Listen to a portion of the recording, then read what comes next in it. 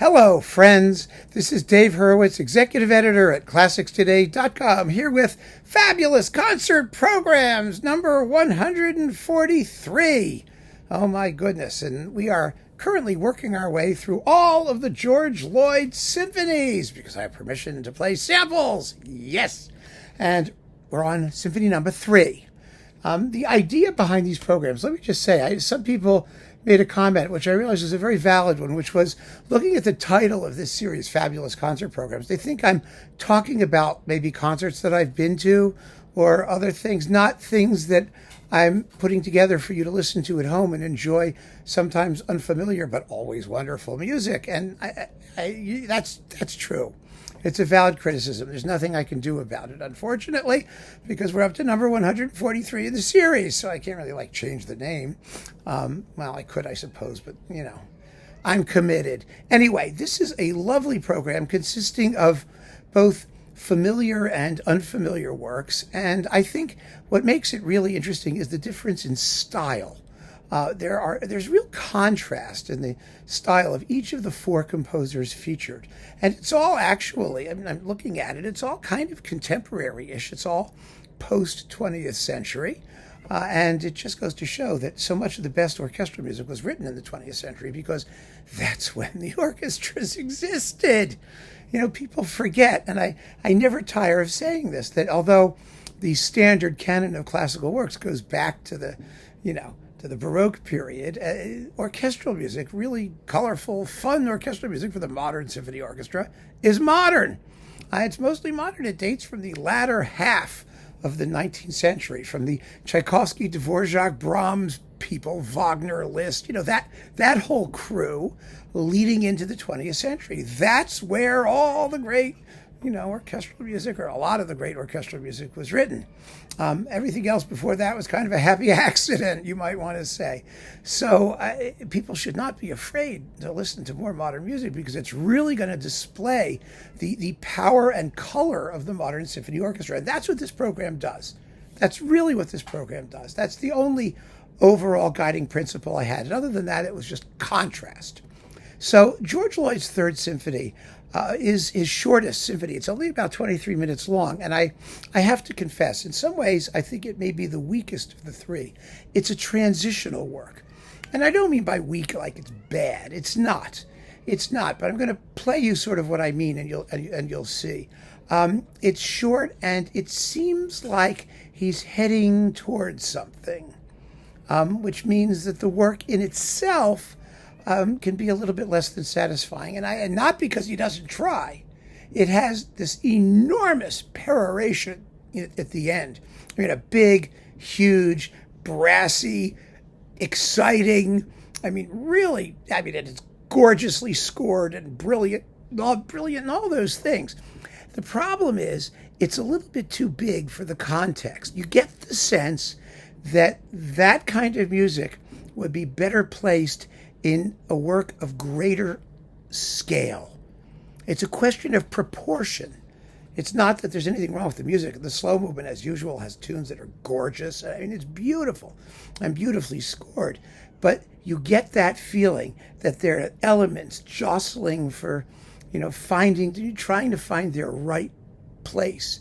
And in the next symphony, the 4th, he will find the scale. He'll be able to draw his vision to scale. And I think probably as a young composer whose main occupation at the time was opera, he was a little bit hesitant to write large, grandiose style romantic symphonies, which was his natural métier. It really was, because this was a period of either avant-garde stuff or neoclassicism, and he wasn't going to get much credit or support. Oh, I'm having a cat issue. Hang on a minute. Come here. Wait 1 second, please. We have to play fetch. Come here, Mildred. Come here. Oh, I don't know where she's going. All right, we'll see if she pops up. Oh, she's down there. Oh, hi. Here we go. The toy. Are you ready? I know. Go. Okay, there we go. Now, as I was saying, his métier was big, grandiose, romantic symphonies that he was going to get shat upon for having attempted. And that's actually what happened. It was quite prescient in believing that that's what was going to be the reception of those works. But he went on to write them anyway, which is great. And until then, we have to listen to the Third Symphony, which is, like I said, 23 minutes of really fun music, but as a unified conception, it requires a little work. Anyway, here is the ending, and you'll hear what I mean. It's easier to listen to what I'm saying than for me to describe it. It's with the BBC Philharmonic, if I'm not mistaken, or is it the Albany Symphony, number 3? Hang in there. BBC Phil. And I'm going to play the end of the finale with George Lloyd conducting, and you'll see exactly what I mean, because it's just this big, huge, brassy, exordium. And after 23 minutes of rather mellow and interest, it's nice. You just feel that, it might be best suited in a larger work. Here you go.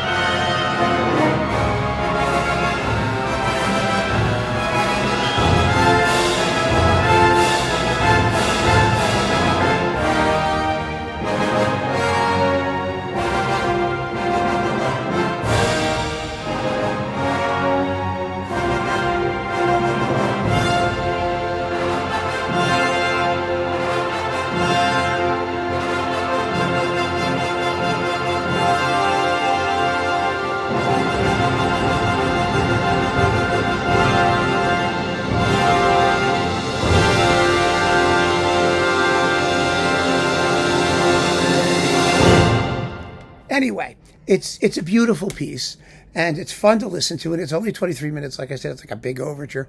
So what the hell? We're going to put it in the second half, the second number in the first half of the program. The first number is Debussy's Children's Corner, as orchestrated by, who was it? Andre Caplet, or one of those people who orchestrated it. I love Children's Corner. I played it on the piano. I am just a sucker for it. And I actually don't find the orchestration to be particularly satisfying, to be honest with you. But it's just so much fun to listen to it. It's tuneful. No one ever does it. So what a beautiful way to open the program. And it's everything that the George Lloyd isn't stylistically. It's light. It's diaphanous. It's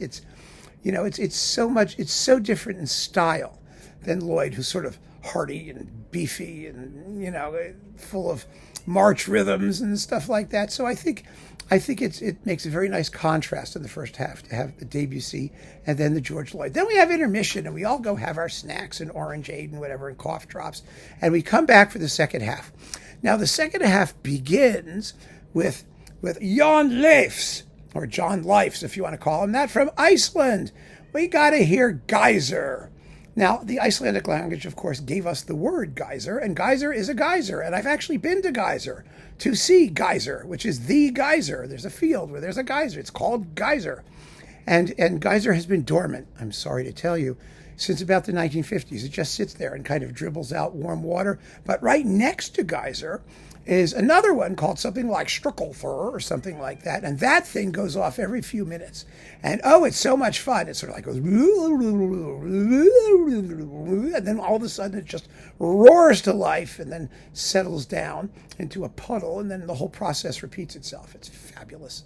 And the tone poem, Geyser, which is only about, 10 minutes long or something, 12 minutes. It's not very long, 9 minutes. It depends on what your tempo is so graphic.